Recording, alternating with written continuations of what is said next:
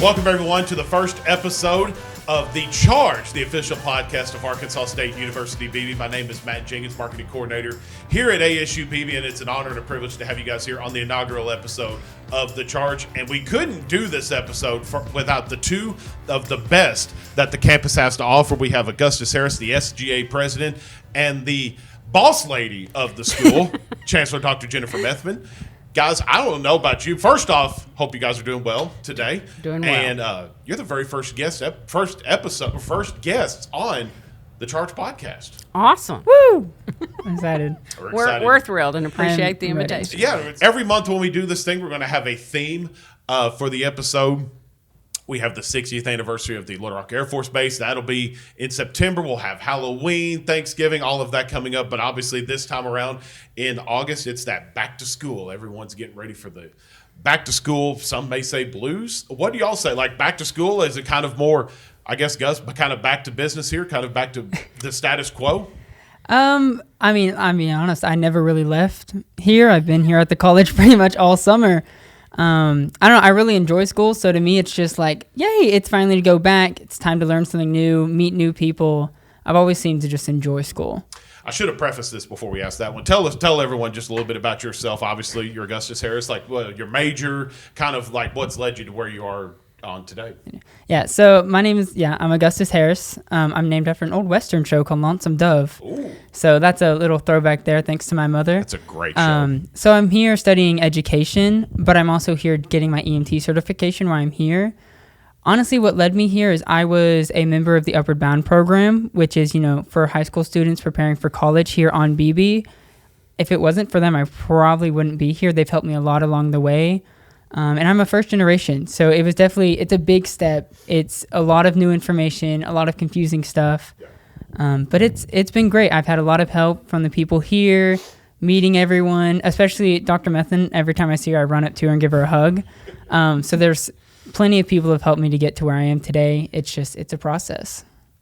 Dr. Methvin, what's it like? I mean, you can tell us a little bit about yourself, too, and then we'll kind of dive more into the conversation. Well, I think everyone probably knows a little bit about me, but I always like to share that I started my career at ASU-Beebe as an adjunct faculty member quite some time ago. We'll just put it that way. And so in 2018, when I got to come back as chancellor, it was a really neat thing. I've done it all. I've only had a community college professional career, so I've taught. I've been a coordinator. I've been a dean. I've been a vice chancellor. I've been a president. I've been a chancellor. I've done the whole gamut, and am grateful to be doing it here on the campuses of ASU-Beebe. That's awesome. That is awesome. So how are you both feeling right now heading into the 25-26 school year? I'm honestly feeling really great. I've been excited to start. I've been counting down the days until RA training has started, until school's going to start. Because I'm nervous about EMT, but I'm also really excited about it. What makes you nervous about it? I have no information in the medical field. You could ask me almost anywhere else, and I'm like, oh, yeah, I know this and this. But when you go medical, not a single bit of information. So it'll definitely be something new. It'll be a lot more studying, 100% a lot more late nights because all my classes are now at night. But I'm excited. Zach's really great. I told him, I was like, I'm going to ask you a bunch of questions. He goes, that's fine. Don't be worried about it. And I was like, oh, that's good to know. Even better. I love it. Dr. Methvin, how are you feeling heading into the new year? As Gus said, we haven't left, right? Summer is not we all go away and close the doors. And so, but you do get that August, welcome back, Carter kind of feeling, every August I hear that song rolling in my head. I'm very excited about the fall. Enrollment looks fantastic. Some programs that we've been working really, really hard to build enrollment in are full. Just a lot of good things. And a lot of cool things that are coming, too. And a lot of cool things that are coming. You are right. I know there's kind of a lot of big excitement with the ag program, that precision Absolutely. ag program coming. That's going to be the ag program here is already experiencing new heights. It seems like every year. This is going to take it even more over the top and bring even more of those maybe college students that maybe didn't necessarily think college was going to be their option. You give them another option here. Right. And with that precision ag program, we're going to give them college options. We're going to give them non-credit options. We're going to give them, we need a little bit of training just to go back and carry back to our family farm options. It's going to be a great enhancement to our, as you said, our already pretty famous and pretty robust ag program. Let's rewind the clock. And even like you're kind of still obviously young in the education field, and we've been around the block a time or two. What about those early years when you were like, what kind of students were y'all like in elementary school? We'll just say it that way, kind of. And I'm really anxious to hear this from your perspective, obviously both of you, but what kind of students were you? Like, were you quiet, loud? Were you like me being a teacher's pet? Honestly, in elementary school, I was more of, I was like a mixture, honestly. There was times where like I'd be like super loud, like I'd be energetic, I'd be happy, and then there were some grades where like I would not speak. I was like really nervous. I was like social situations just really wasn't my thing for a long time, and I was always like helping the teacher, so I was pretty much all around the block. I was still well known though, so it was weird. Wait. So you said you weren't very talkative? Yeah, I wasn't very talkative. When did that change? So, because I've heard. See, I mean, obviously I know Dr. Methvin. This is like the first or second time I've met you. I had this whole list of questions, make sure I was so prepared. And Courtney, our videographer here on campus, like, you don't need but maybe like 2 or 3 things and just let them do the rest. So like, when did the button flip in your head? It was like, oh, I can talk and like be that person. So honestly, that development came during my 11th grade and senior year. So unfortunately, my 11th grade year, my band teacher at the time told us she is moving to a different school. And that's when I started getting more, I was in student council on the leadership position side of it. So I wasn't just a member. I was helping more with FCCLA, FBLA. Pretty much, I was all over the place. And then senior year, when we got our new band director, he was not the nicest person at first, unfortunately. We had a lot of people quit. A lot of people were like, I just can't handle this. And no one was willing to be that person to talk to him and confront him. And so I had to become that person. Right. And so when people wouldn't talk to him, they'd come to me. I would address the concerns to him. And I'll tell you, I don't know how I didn't get in trouble. There was some times where me and him got in some pretty heated discussions simply because there was a lack of communication. He was trying to change a lot of things. And I wasn't willing. My band teacher, Miss Allen, I hope she watches this. I love her so much. She taught me that she didn't put me in band because it was just something. She truly made me appreciate and love music and band. And I wasn't willing to let that go for someone else to miss that feeling and opportunity. Right. But it was honestly the process of I had to start being the voice for those who weren't willing to speak for themselves. Right. And after that, I started realizing it's not that scary. And now I'm talking 24/7 to people. People run into me and they're like, "Oh, Gus, how are you?" And I'm like, "Hi, I don't know your name. I'm so sorry. Who are you?" Well, welcome to adulthood, because every year that goes by, like, there's more and more people. Hey, I had you in class, blah, blah, blah. It's like, hey. I don't remember. Dr. Methvin, what about you? What was elementary school like for? So, I've always been a relatively organized rule follower. If I was supposed to, you're shocked, aren't you? If I was supposed to learn something, that's what I was supposed to do. And at times that perhaps made me a little bit of a teacher's pet because, I could be handed something and I would color coordinate them or organize them or whatever, I could be a little worker on the side and those sorts of things. But that, probably took that a bit too far. Maybe sometimes I was organizing what we were going to do at recess and, it might not have always been as welcome by everyone but following rules, doing what I'm supposed to do, I've always been pretty keen on that. So throughout that elementary time, and then you kind of grow up, and then you kind of figure out your kind of, I don't know, it's like maybe position in life, and then eventually both of you made the decision to come to ASU-Beebe. What was the reasoning, I guess? For some that kind of live in this community, it's just, if you go to Beebe High School, it's just, it's the college right across the street. It's kind of a very seamless transition to kind of just come over here. Others, the affordability of it. What was the reason for you two? Actually, so there's multiple reasons why I came here. I'm from a little 2A town called Carlisle. That's where I went to school. But I live in Hickory Plains, and it's 2 churches and a gas station and cows. Hey, that gas station has some really good heat lamp. I know that much. It is, but they shut down. They're actually reopening soon, so it's great. Broke my heart.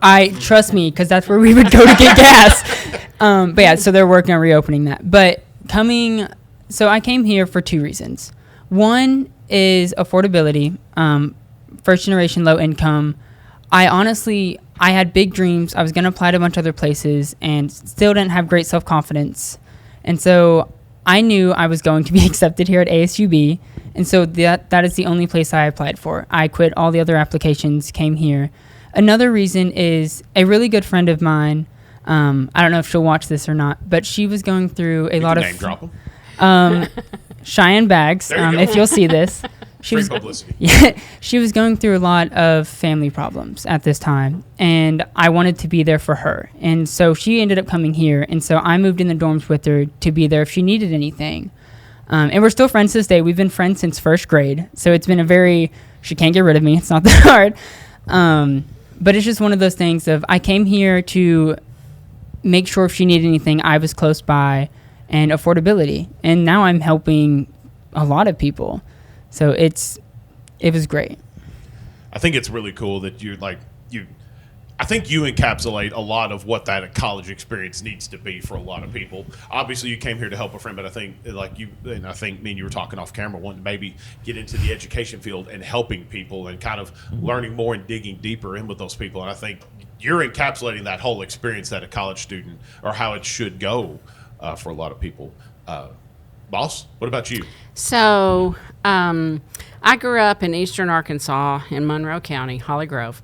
So I was familiar. What community college was to me at that time was Phillips in Helena, West Helena. I still say Phillips County Community College, even though I haven't been called that for a really long time. It's Phillips College of the University of Arkansas. And so that's what I knew as community college. And because I was a planner, planned to get a master's degree and teach at the college level, but not the high school level. But I'm a planner, so when I went to Arkansas Tech, I got a BFA in creative writing because I wanted one, and I also did the work to get a BA and get certified to teach. So I did my semester of teaching. Student teaching at Pottsville. It was a great experience, a great mentor there, really great experience. And then was fortunate enough to be able to go immediately to graduate school and get that master's degree that was going to allow me to teach in community college, and I didn't even really understand. So when we finished graduate school and came back to Central Arkansas, my husband Roger and I, we had married along that route there, I got an adjunct position at UALR, UCA, and ASU-Beebe. Thank you, Ruth Couch. And I was not 2 weeks into teaching. I was teaching 2 sections for UALR, 2 sections for UCA, and 2 sections for ASU-Beebe. I was not 2 weeks into that before I clearly understood the difference in the missions of universities and a community college. Learned that here, behind the podium teaching English, and fell in love with it and decided, okay, that's what I'm going to do, and was fortunate enough to teach for about 1.5 years adjunct. I did have to continue teaching other places too. That's what adjuncts do, bless their hearts, is work and work and work and work. But we were childless, and it was a good time. But when ASU Newport at one time, when they came into the community college realm, they came first as a campus of ASU-Beebe, and I was fortunate enough to be the first general education faculty member to go there. So that first round of being a part of ASU-Beebe, I say that all the time. Ruth Couch plopped me down in a classroom, and I fell in love with community college work. I'd always been saying that's what I wanted to do, but I didn't understand that's what I wanted to do until I was doing it. So I think a lot of people still, and me to this day, still try to not necessarily define my place in like the professional world, but I really, I was a former student here, went here for 2 years, worked here for 3 as a student worker, RA, did the whole, kind of like you, I did the whole, everything that there was to do here, we did. And I think that'll kind of lead me into this next one. I think that's what makes community colleges so special. and I love my time at my 4-year college. I love my time at Arkansas Tech, and I'll always be grateful for my bachelor's and master's degree I earned there. But I felt more connected here. And I don't know if it's well, I do know it's the faculty, it's the work, it's what you were just alluding to. Yeah. The fact that right before it says college, it's community. Right. And I think that's what makes this thing so special. And there's a particular mission about it, right? You go to work at a community college, or you continue to work at a community college because you understand that the job is pouring into the community, pouring into students, helping them meet their goals, facilitating meeting their goals. And so I say this to parents all the time. Come to let your student come to ASU-Beebe. They'll be one of 25 in an anatomy and physiology course where the instructor teaches the lab, and the instructor wants your student, right? And it's going to have office hours, and it's going to hook them up with tutoring, and it's going to spend all the time the student is willing to pour into it, so is the faculty member, to try to get them there. They want them to be successful. Whereas in some other types of institutions, but their mission is different, and I get that. Sometimes the feeling of the faculty is I've got to get to my research, and I'm here to weed out. So I'm one of 25 students in anatomy and physiology where I've got someone else teaching me the lab, and they feel their job is to weed us out, not get us there. So, the cars that pour in here all the time and park at the science building and walk into that science building to work on those really, really hard courses, and then let us know later that they are now and to fill in the blank in health professions, fill in the blank. They got in the professional school they were trying to get into. They were successful. That happens all over campus in every program. Those kinds of, we want you to get the job you want to get. We want you to transfer where you want to transfer. We want you to have the career you want to have. So let's work on it together. And you got a byproduct of it sitting right next to you. I mean, and he's one of the best that this campus has to offer. And as far as, these are the type of kids, and I know you'd agree with me, and I'm obviously bragging on you, but as far as you're the type of kids that we need are kind of around this campus, I think. And it's that community college aspect, and that you can find your footing here. You can find your passion here. And then once you find it, kind of like what you have now recently in this past year and heading into this next year, you found it, and it's time to just really let that passion grow. And I'd have to say I'm only able, I had the drive and passion to do things, but coming from where I grew up, it was very hard to find the step to take. Right. And I had people to help me with that. And now that I know what I'm doing, I know how to do it, I'm helping those who are kind of from the same background. So I have one big goal in my life, and this is the reason why I work so hard, and it might sound a little childish, and that's okay. I mean, why can't we have dreams? That's the whole point of life, isn't it? To have something to do.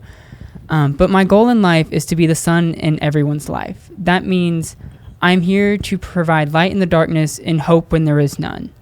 And that's kind of a mouthful, but it is something that pushes me every day to help someone. And actually a friend yesterday told me, and it made me really happy to hear this, is they said, if it wasn't because I was their RA, they wouldn't be involved as they are now. They wouldn't be as driven to do things. And that made my day. I'm really, now that I know the steps to take, I want to help others to do the same, because this world is cruel as it is, and we are here to be nice and help others. So it's so cool that you've realized that so early on in life, and that's really cool.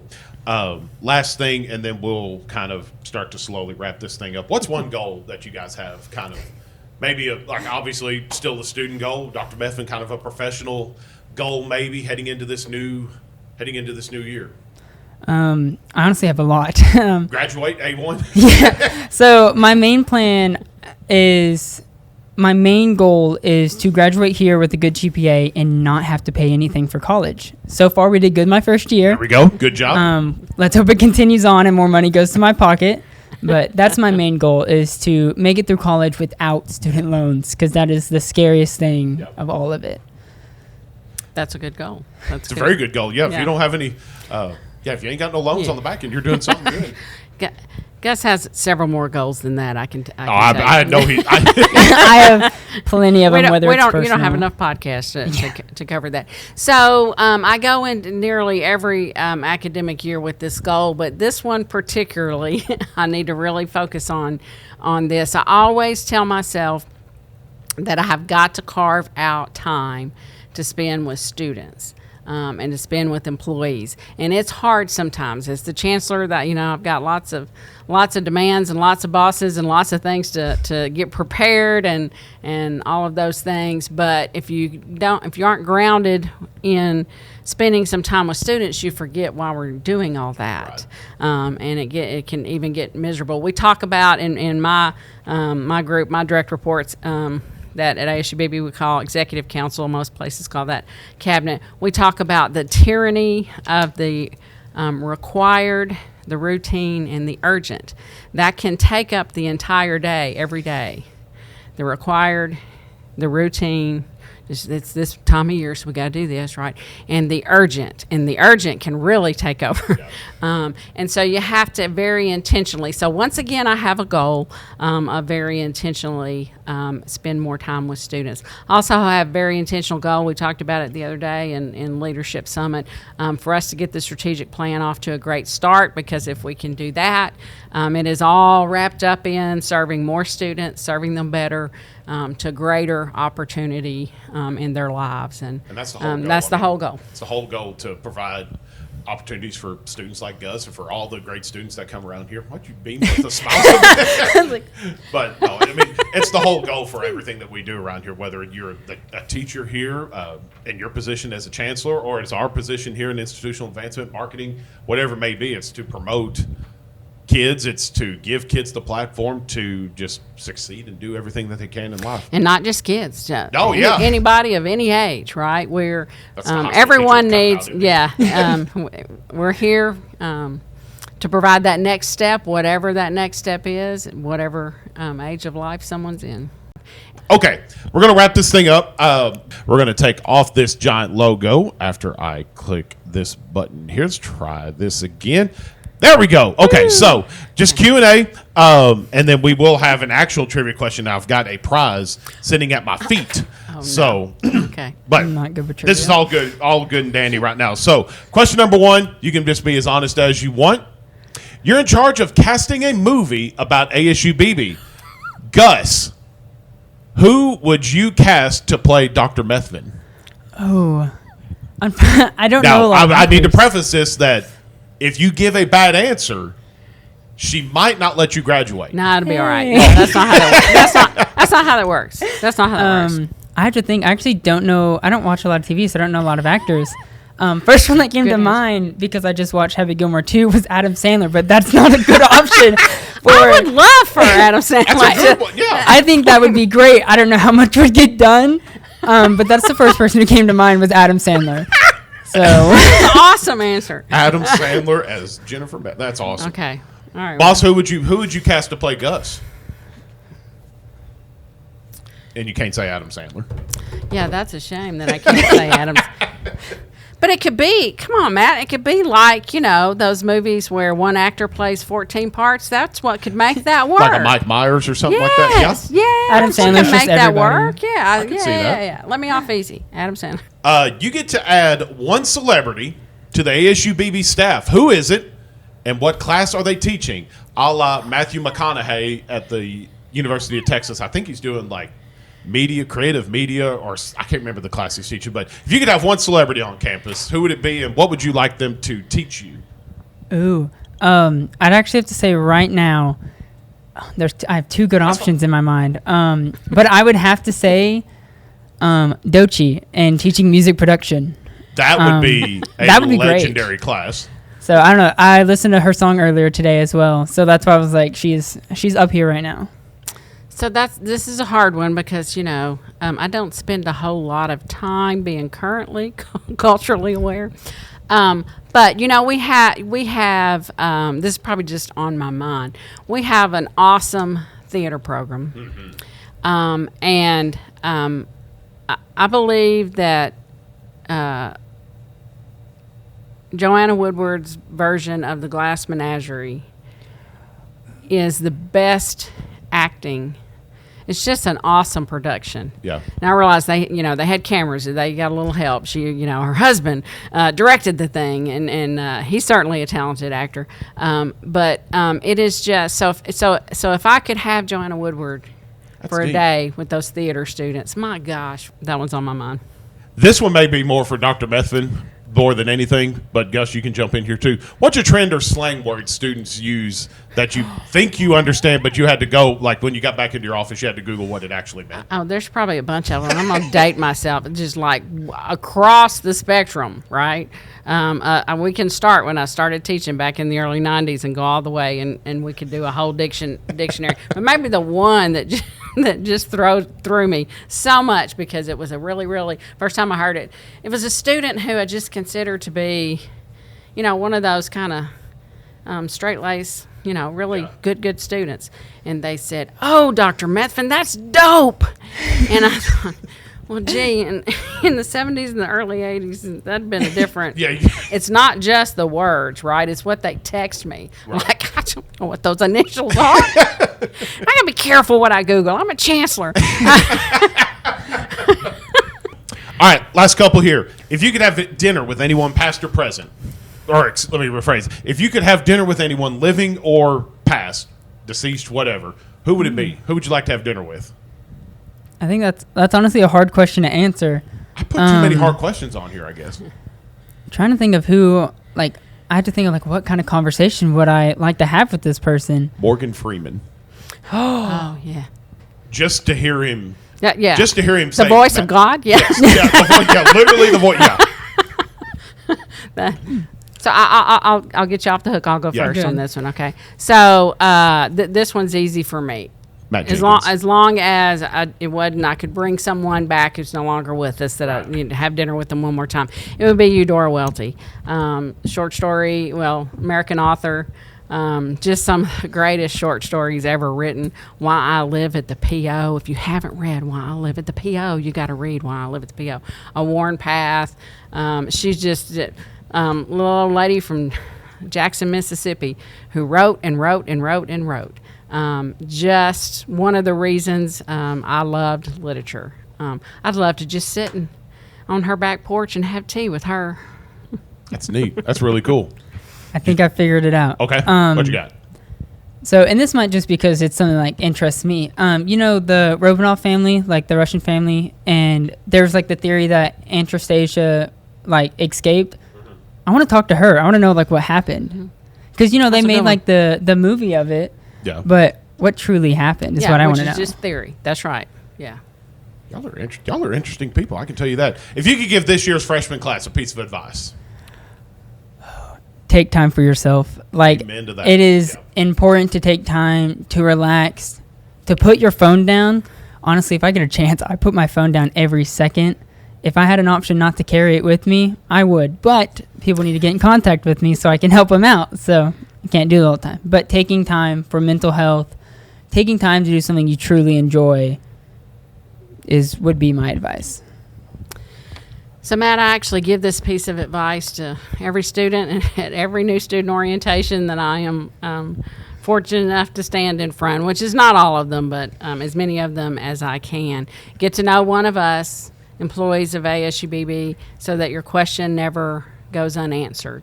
That getting information and having that ability to walk into somebody's office and say, I don't understand this at all, this is confusing, all the things that students sometimes need to say, because what might happen is instead is they go get in their car and go home. We never see them again. And then I tell them to get to know other students and be connected. And that's why we work so hard at student government and student life and engaging with students across our campuses. If we can get them connected with one another, that's another support system. But not letting their questions go unanswered.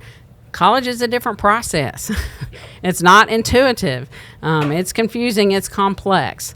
Get to know one of us so you can ask us questions. Last one, and then we'll fight for a prize down here in a second. I've wanted to do this since I saw this during COVID one year. There was a sports radio show that they did an online thing, and they did it more with celebrities. And if you have one in your phone, then great. Then we get an excuse to talk to a celebrity. But out of all your phone contacts, Who could you FaceTime right now and you know that they would pick up? That would have to be my friend Madison Scott. Like, I think, let's see. I don't know how to do FaceTime. I bet you I can call her and she'll answer. Yeah, This is going to look real funny if she does. She was just here. Yeah, she was. Like, I just talked to her. I think, hold on. Should I put her on speaker? Yeah, put her on speaker. She can be on the podcast. See if she answers. She also might be busy. I know she was talking about doing something. So I'll say she better not let you down. Oh, she actually just messaged me. Where art thou? Where art thou? I am in the middle She of a asked me podcast. if she could come over here and listen. Oh, no. Well, Oh, no. she's going to now be on a podcast for not answering. It's okay. That's upsetting. Dr. Methvin, who could you Well, gee, everybody's working. I'm afraid if I FaceTime, he's going to go, what the heck? Just a random FaceTime at 4 in the afternoon. I'm doing it. 419.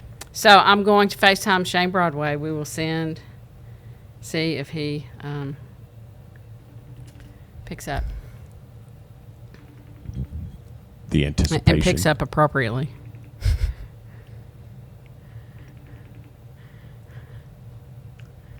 We got to have someone pick up Wow. here. All right, you're next.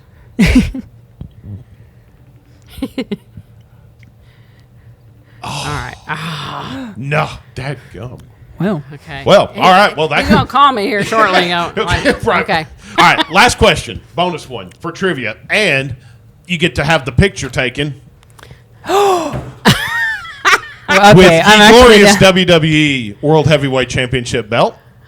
That's not what I was expecting. Honestly, I was looking for a prize just to we had this idea to do a trivia question, and then I think Courtney or someone said they could just put on the championship belt. So, there we go. Thanks, Courtney. Just because I would pay a lot of money to see Dr. Methvin wear the belt, maybe even during graduation. But anyway, it's another day, another conversation. According to CapitalOneShopping.com, it is a legit site. The average households, in which whoever gets closest gets to wear the belt as we wrap up this episode, the average household spends blank on back-to-college supplies. How much do they spend, the average household, on back-to-college supplies? I'm gonna take a wild guess here because I'm very cheap and I go to the clearance section. I'm gonna have to say probably about $3,000. $3,000? Okay. Okay. So this is every household, right? Going And to Harvard and going to ASU-Beebe. During the 2024 year, too. Okay. But yes, you're correct. I'm gonna say average $1,500. Ooh, you were very close. $1,364. I went Nobody wins. We both went over. I went way Well, over. nobody wants to wear the belt? You're close. You gotta wear it. Come on now. You want it. Yes, ma'am. Come on. I got to put it around my waist. No, you don't have to. You can just holster it over your shoulder. You got to hold it up like a wrestler, though. Okay, I'm sorry. I may not know how to do this. No, it's okay. Like that? Yeah, well, that's Like close this? enough. Is Turn that it close around. enough? Yes. Is that it? That's it. I'm glad to see that number, though. Yeah, 13. I was kind of surprised with that 1,300 number. Yeah. Let's wrap it up here with this, and we'll wrap this thing up. ASU-Beebe is the best place to, and you fill in the rest of that. Oh, I think there's so many things I can put there, but I'm gonna go with a straight, simple, and easy answer that I feel will represent all of them. Best place to succeed. That's a good one. It's a very good one. ASU-Beebe is the best place to be you and to find your future. I love it. That's a good spot to wrap it up. That is Augustus Harris, the SGA President, and that is the Chancellor of Arkansas State University, Beebe, Dr. Jennifer Methvin. I think we did good for the first episode. I think we did good. We set the tone. I think we got so. a fun year planned. We got the Performing Arts Series. We're going to announce that here very, very soon. The 60th anniversary, 60 years of educational partnership with the Little Rock Air Force Base. We got a lot of fun stuff happening this year. Local Week will be coming up soon, too, so it's going to be a fun year. This podcast will update monthly, so we'll have a monthly podcast. We'll have a different theme every month. Next month, like we alluded to at the very beginning, we'll be hopping up and recognizing the Little Rock Air Force Base campus and all the fun stuff that they've done over this past 60 years and having a big celebration for them. September 18th, I believe, if I'm not looking at my calendar, Boss, correct me if I'm wrong. I think it's September 18th is when we will have this big celebration down at the Air Base campus. The 18th? 18th? Look at me go. See, memory serving me right for the first time. First time ever. So, for Dr. Methvin and Augustus Harris, we appreciate you guys watching the first episode of The Charge, the official podcast of Arkansas State University Beebe.